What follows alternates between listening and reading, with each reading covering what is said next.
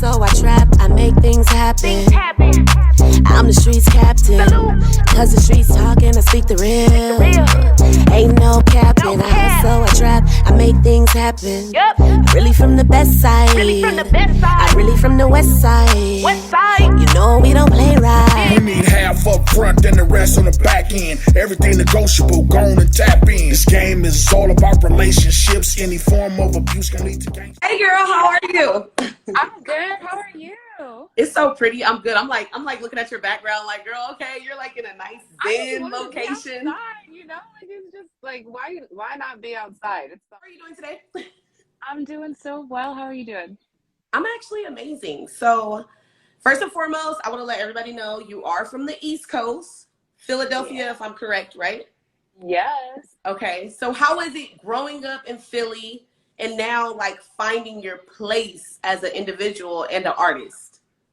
Yeah. Okay. So this is where it's already a story. So I was born in Philly. Right. I kind of live like a double life. So we moved to Cherry Hill, New Jersey. So like South Jersey. But my parents had ministry in West Philly. So while I'm doing life up here, I'm also being a PK, living over and doing like life over there. And I'm like, oh, I'm from Philly. And, you know, people who are really growing up and going to school in Philly, they're like, girl, no, you're not. But because I'm already like, I was doing both so much, I always call them both my home. So Cherry Hill is my suburb home. And then Philly is my, my city home. But I'd say that I'm really blessed to call Philadelphia my home city because there's so much talent. There are so many amazing artists. And so I had a really creative exposure, life, everything. Like I did UArts, did summer camp at like the Kimmel Center, had the ability to meet with folks who did opera, who were in jazz, who were in hip hop. Like it just, everything was kind of all there. And that's one of the cool things about the city of Philadelphia is that, you know, you're not too far from New York. You're not too far from DC. Like if you want to really travel, all you have to do is get on a plane or get on a train and you're there. So yeah, so that was kind of like the way that I grew up. And so, so when I decided to really become an artist professionally, that actually wasn't even when I was living in Philly. That was when I was studying in upstate New York.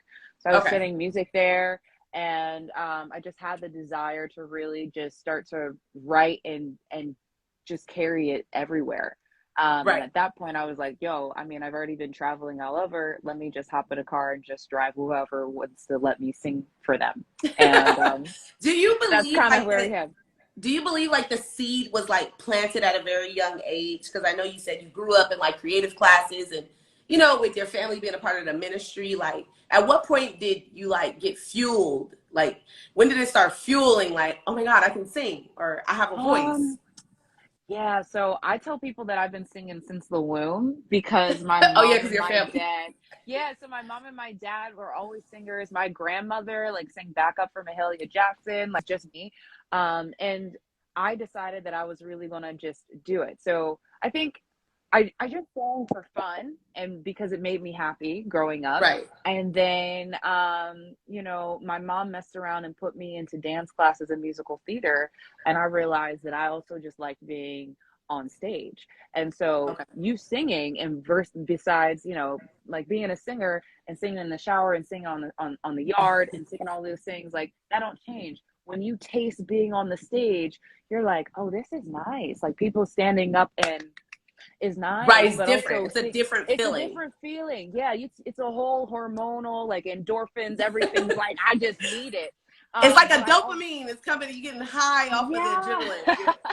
Yeah, but you know, the thing that really made me decide that I wanted to do this is how my art and when I would sing, when I would dance, how it would make people feel. Like it wasn't even about them being like, oh my God, she's so good. It was the fact that they would come up to me after and say, I needed that.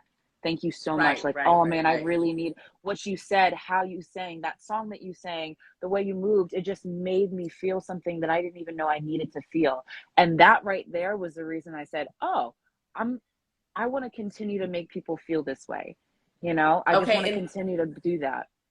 You believe in God? Yeah. and you're strong with your faith.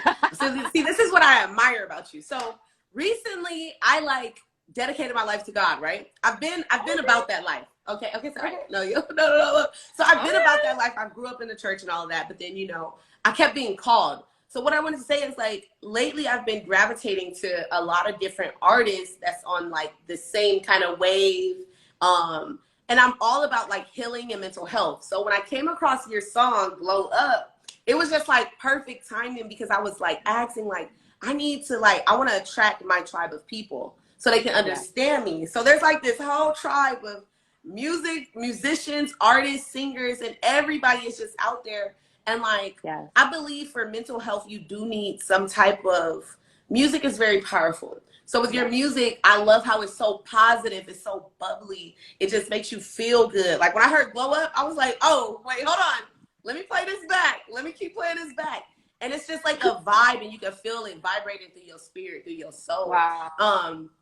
And I'm not against any other artist, because I grew up on hardcore rap, hip hop. I'm still not against it. I listen to it till this day. But where I'm finding what is gonna like also add to my purpose and what I'm supposed to be doing, it's like it's just been placed. I'm like, okay, I want to tap in with her, because I want your story to be told. You know what I'm saying? Like, people need to hear it. People need to hear it, and they need to understand this is what can pull people out of dark places. It's like certain music pulls people out of dark places. So I love that you even said that, because Braids is the EP that Glow Up is from. So it's a 3-track EP. And I wrote that getting out of a place of depression. Literally, yes. So I literally wrote those 3 songs because Mindful was the place of like, you're just kind of like, my mind is the only place that decides if I'm going to live this life well or live a life of death throughout my living life. Right. And then I get to Milk and Honey, which is like me really praying and God's like, hey, you said you wanted to do the work. Don't be complaining now. Like, this is the work of healing. And then you get to the other side, which is the Glow Up. And you now look back at all of the work that you've done. And it's like, I'm healed from all of this. Now I don't regret any of the things that I went through, because I allowed God to actually do the healing work through me. And now I can thrive in every area of my life. And so I love that you said that, because at the end of the day, music is a part of every aspect of our life. We listen to music when we wake up in the morning. We listen to music to calm ourselves down. We listen to music when we're going out. We listen to music when we're in the elevator. Music colors our mood. Music colors the way that we think. Music is the unspoken way of culture. Like so if we think that what we're listening to isn't going to change or paint a different way that we live our life, then we're kidding ourselves. Like, the scripture says, out of the abundance of the heart, the mouth speaks. But how do things even get into your heart? Through song. Through dance. I think you need to repeat that. Scripture literally says, out of the abundance of the heart, the mouth will speak. And everything that we speak actually becomes, like, whether you're a Christian or you're in the New Age or whatever, everyone understands that when we think something, we speak it, and so it becomes something. That's the power of our words. But if my heart is full of sickness, if my heart is full of things that are going to bring me towards crime, or bring me towards womanizing people, or bring me towards, self-sabotaging ways of being and thinking, I'm going to manifest that in my own life, because out of the abundance of my heart, my mouth will speak it. I will see the fruit. I'm going to eat that, John. And then I'm going to be upset about why my life is terrible. It's like, well, honey, boo-boo, all you've been listening to is junk. And I'm not saying that everything is junk, but it's like, be mindful of how often you are pouring these things into your heart, because the same way I need water every day, I need to be listening to something that's powerful and positive every day. And that's feeding your soul. Like, it has to feed you. Like, so it's kind of tricky with me, because like, I have some of my favorite artists are rappers. Like, so I have some that I've worked with and I've done PR with, and like, we built a relationship, right? But I've noticed I was being gravitated to their pain because I felt like I could heal them. So it was like the pain in their lyrics was making me gravitate to them, because I kept wondering, like, why do you keep associating me with these people if you want me to be doing this? But I realized my platform is LA in the Streets. It means love all. Like, I'm supposed to love all. I got to welcome all, because through me God is going to use me as a vessel so they can understand what love really is. Like, I'm not judgmental on their words. You know what I'm saying? So that's why I just changed the whole dynamic. Like, I'm not going to judge these people because there's pain in some of those lyrics.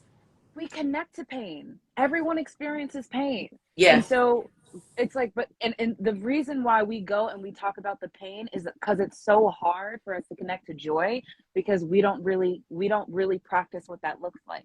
But I guarantee you, if more people actually started to practice joy, we'd be able to connect to that feeling too, because it's easy for all of us to go to the places of trauma. All of us. Well, that's because toxicity, not to cut you off, but that's because toxicity is promoted so much more than healing, than being happy, than abundance. If you pay attention to everything on social media, from the shade room, rarely do you ever see these platforms promote something that's good or. Well, here's the reason why. Here's the reason why. When you have people who are toxic, it's easier for them to do what you want them to do. Yeah. If you're happy and you're fulfilled, it's like, boo, I don't care if you peddle in this. I'm joyous. Like, I don't need it. Right? And so the thing is, though, like, having an abundance mindset in every area of your life is way more addictive than anything that's toxic. Because when it takes some work. Yeah, because you have to unlearn so much. Yeah. You got to unlearn so much. And so I'm getting bit up out here. I said I wanted to come outside, and now all these mosquitoes are like, it's dinner time. And so, right. I'm staying here. She said, I'm staying here. Okay, so I also want to talk about, like, when did you get comfortable? Like, or how did you get comfortable with speaking from, like, your faith? Like, from your belief perspective? Because a lot of people aren't that comfortable because they know that it's not that popular. Did you feel left out when you're starting to talk about certain things or certain type of music? Do you feel like it's hard to gravitate to the people? Like, tell me from your point of view. Yeah, so I mean, I battled with this for a long time in my life. Actually, there was like a long season of my life where I was like, well, I'm not gonna overtly talk about, you know, my belief in God and Jesus and how I love people, because I don't want people to, you know, see me in the wrong light, because honestly, the church has had some bad branding historically. And so when people show up and they're like, oh, she a Christian, you know, I didn't want that. And so I really, really battled with that. But then, you know, there was one person, his name was Gandhi. He said, you know, if I could just follow Jesus and not really follow like the people, I'd have a wonderful time. And I really, you know, I agreed with that. I said, well, why is it that? And so I started to really focus on developing my relationship with myself and my relationship with God. So I stopped looking at other people, and I just really minded my own business and really minded my business with me understanding the one who created me. And once I started to develop that, I started to have a deep, deep trust. And, you know, it's like when you're trying a product and you know it works. It tells you, I know that aloe vera works because this is what it's done to me. This is what it's done for my skin. I know what drinking water looks like because I've been drinking water and this is how my skin looks. Like, all of these things are byproducts. There's nothing that you could ever take away from me because of what I've experienced, right? And so once you're so happy about a product, you can't help but share it because you know how beneficial it's going to be for somebody else. And so that's kind of what shifted for me. Like, I was like, honestly, when people are like, oh, how is it that you're so peaceful? How is it that you have, and I'm like, do you really want to know? I'm going to tell you the truth. You won't think that it's a little bit like silly, but I promise you, I haven't dealt with anxiety now for 2 years. You know, I promise you, I haven't, like, there are certain things that just aren't a part of my life anymore because I focused on developing a relationship with God and then it showed me how to love people. It showed me how to accept people. And when we get into this place of, you know, trying to keep up with like the performance of being a Christian and the performance of doing all of these things, that's how we really start to alienate other people instead of just being, I'm going to embody what God told me to embody in my life. And so that really shifted everything because it actually just changed the whole conversation. I was like, well, being a Christian is not really my mode. I just follow Jesus. So I just stopped talking to people about like, oh yeah, I mean, if you want if you want to really dumb it down, yeah, call me a Christian. But I really just be following Jesus. Like, I really only trying to be doing that.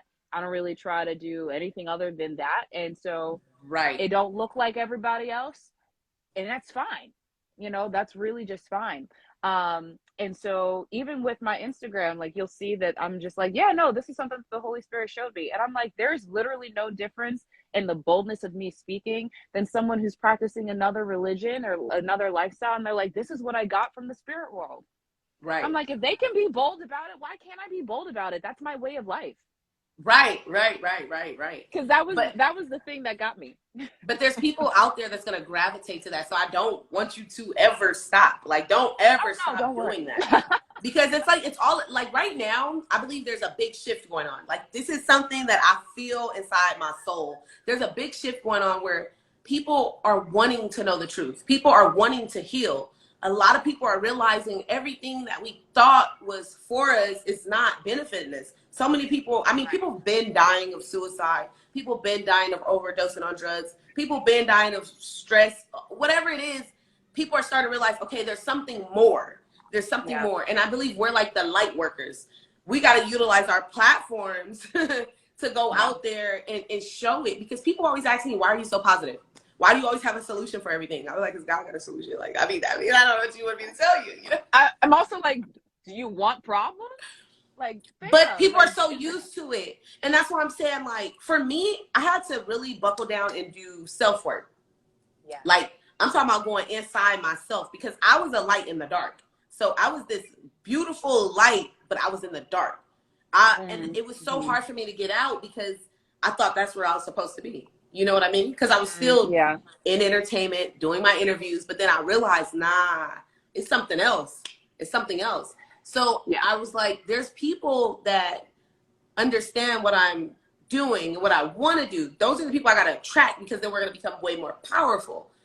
Yeah. So then I came across you. I came across Minister Zay, and y'all all from Philly. So I was like, okay, this is perfect. So I started tapping in, and it's just like, okay, we're going to take it to a whole nother level. Like, we can't be stopped if we stick together, you know? No, you're right. Yeah, no, that's so true. I mean, at the end of the day, movement, like any type of huge shift, you need people to be organized and in the same way of thinking. The reason why MLK was so powerful was not because he was one man. He was one man speaking that other people got in agreement with and said, well, let's follow this way. Let's get in agreement. Like Amos 3 says, how can two walk together unless they be agreed? It is literally something that we all know. Literally, I can't do nothing at the level of impact I want if I don't get at least 3 other people. That's all I really need. 3 other people. That's a fact. So I want to dig into your music. Because you called your genre Manna. Am I saying it right? Manna. Yes, Manna. So did you create this, or this is actually a genre of music? So I'll make it twofold. I did create the name, meaning that I was driving and I said, Lord, what am I going to call this? And it dropped in, the Holy Spirit dropped it. And he said, Manna. And I said, well, why? And he goes, there's no word for pop music in the kingdom of God. Y'all just call it gospel, or you call it CCM. And I was like, that's very true. And so I thought about how I'm a little bit of a tangent, but if you've ever watched the movie Trolls, I was watching Trolls 2. And so Trolls 2 has this whole story of, you've got all of these different styles of music. You've got rock, you've got pop, you've got funk, you've got all of these different territories, and they didn't want to come together, right? They all felt like theirs was the perfect style. And like religion. Another story. Keep going. That's a tall drink of water that we'll have to do that offline. Okay, yeah. But, I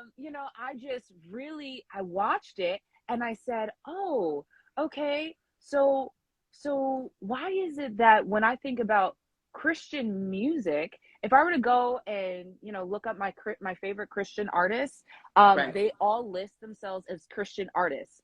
And yet they all have very different sounds. Like and I'm like, okay, because really the difference between Christian music and any other is the content.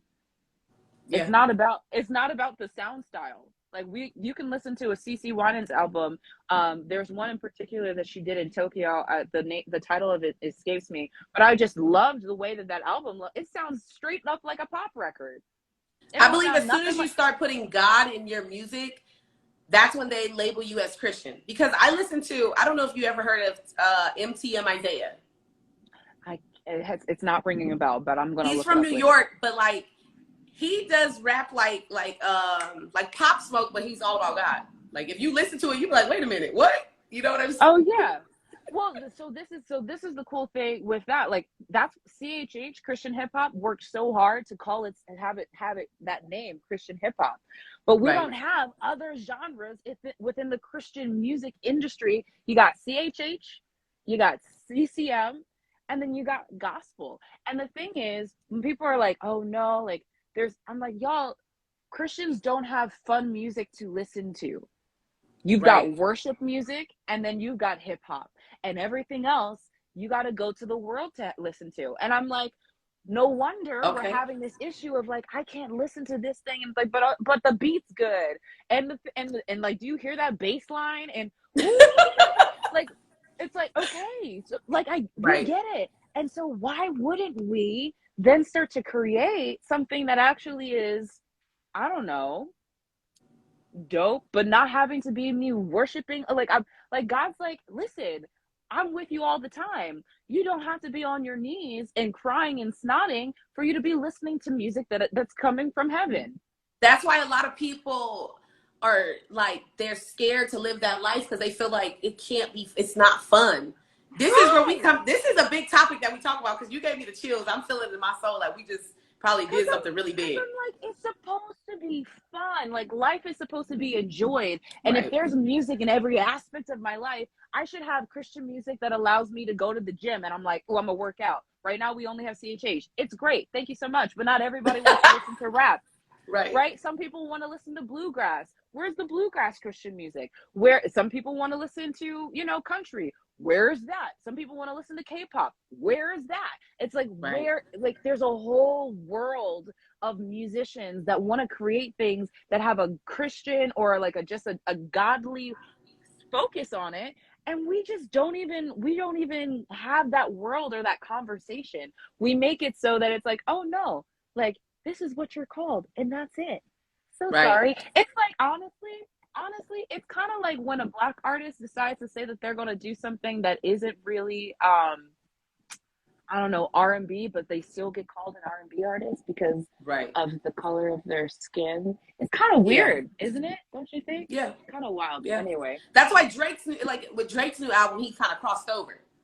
Album, and it's a lot of pop music, and then people are going back and forth with saying, is it pop or is it R&B? But technically, I just feel like it's God music. Whatever you want to create to show the light, we just need to call it God music. We just created our own genre. It's God music. Like Manna. You got Manna, but it's under God music. I'm not into judging anybody. You know what I mean? If you believe in God, so be it. You know what I'm saying? Like, that's where I feel like it kind of makes people go away. Yeah, but here's the thing. You go to other religions, they actually don't have that issue. I mean, I know that there's music. I know that there's music for Sikhs. I know that there's music for Hindus. I know that there's music for Buddhists. Like I've listened to some of the and we have no issue calling it what it is. Like, we call it that. So anytime we start to say something as it being Christian, I feel like I have to do my due diligence as the artist that I am and how God's like made me to move to say, no, this is Christian pop music. That's what Manna is. But I don't like calling it Christian pop music. Manna is what it's called because I took manna from the Bible because manna was the bread from heaven that sustained the Israelites like in the wilderness because they just needed something. Y'all needed something. And so, and so that's the thing, like, because we can talk, I mean, we do have God music. It's called spiritual music. You'll listen to the spiritual music and you'll have, there's even new age music. You can go right in, you can see the genre.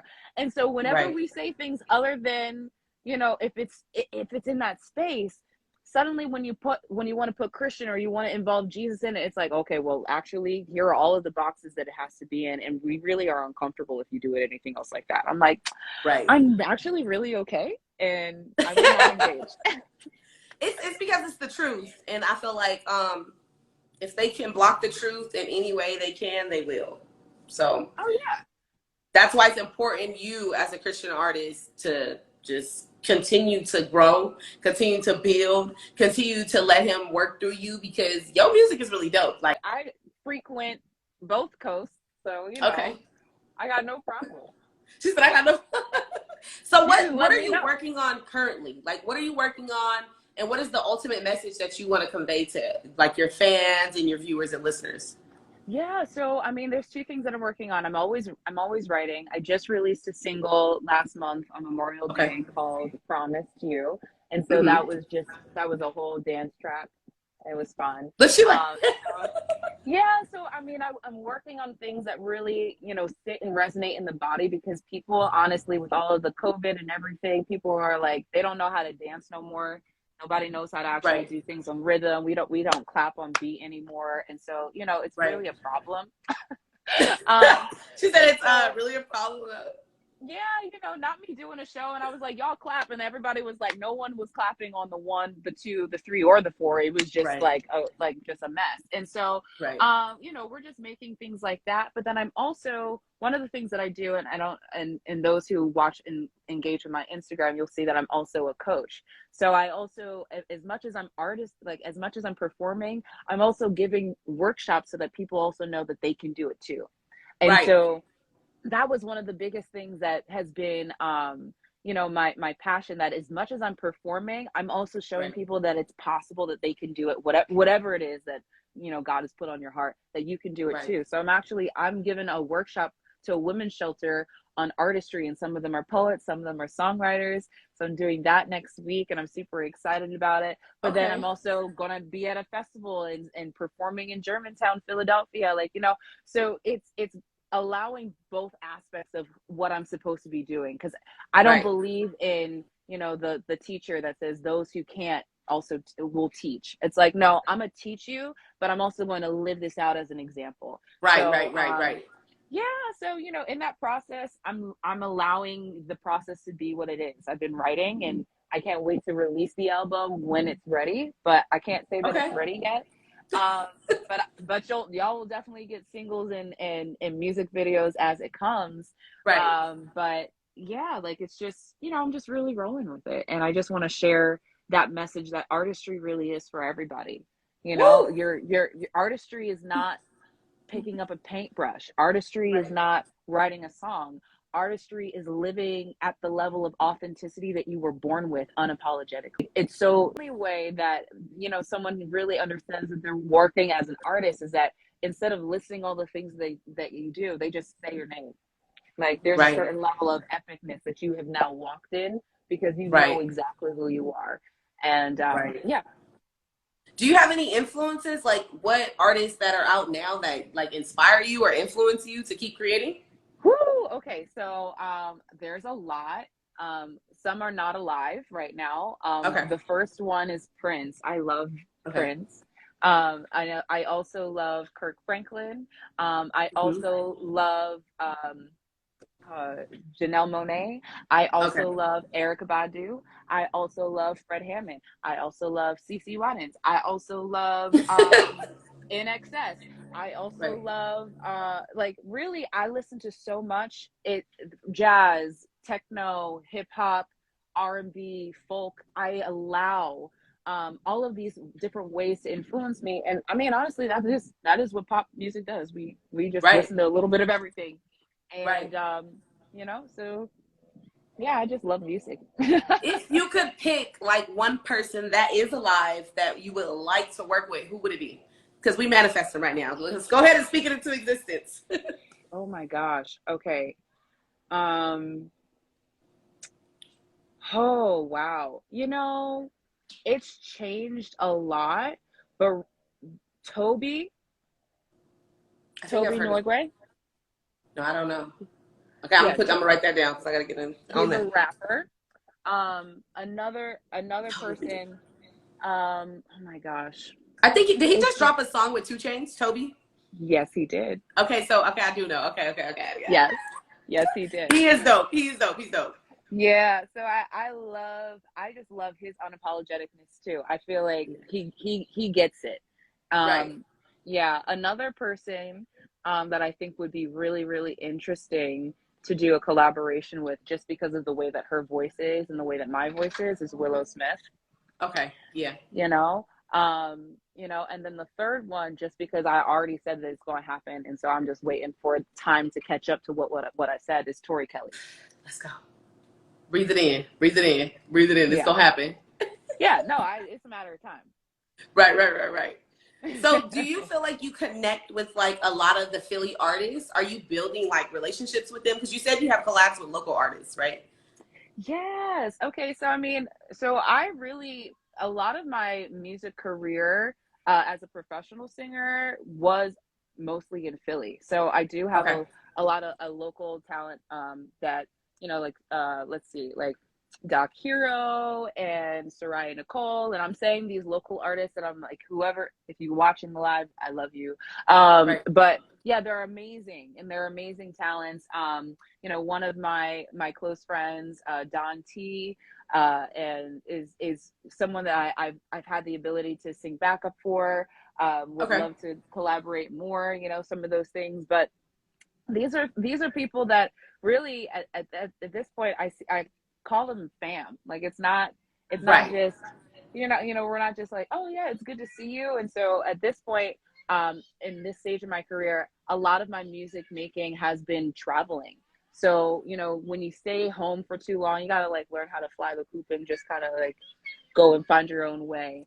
And so that's where I've been now for the past, I'd say like 60 months or so, is really just allowing more than Philly to be my space. You could pick like one person that is alive that you would like to work with. Who would it be? Because we manifest them right now. These are people that really at this point I call them fam. Like it's not just we're not just like, oh yeah, it's good to see you. And so at this point, in this stage of my career, a lot of my music making has been traveling. So, when you stay home for too long, you got to like learn how to fly the coop and just kind of like go and find your own way. And so that's where I've been now for the past, I'd say like 60 months or so, is really just allowing more than Philly to be my space. Okay. If you could change one thing in the world, what would it be? The fact that people don't think that they are creative. Not everybody believes that they're creative. And so a lot of them are upset. Wow. That's really what it is. When you think about it, huh? So many people don't feel like they have the capability to do anything, so they don't. Wow. It happens when we're kids. But I feel like we start a whole other conversation. Yeah. So yeah. Well, thank you, Namarah, for tapping in with me on Streetz Talk. I really appreciate you. I will be dropping this on the website next week. This will be on LAandthestreets.com and YouTube before we... Okay. Hey, everyone. It's Namarah. It's your girl from Philadelphia. You are tuning in with LA in the Streets with Jackiie, and I'm so excited to be a part of this part of this tribe. Thank you so much. Thank you so much. I hustle, I trap, I make things happen. I'm the streets captain. Cause the streets talking, I speak the real. Ain't no capping. I hustle, I trap, I make things happen. Really from the best side. I'm really from the west side. You know we don't play right. We need half up front and the rest on the back end. Everything negotiable, go on and tap in. This game is all about relationships, any form of a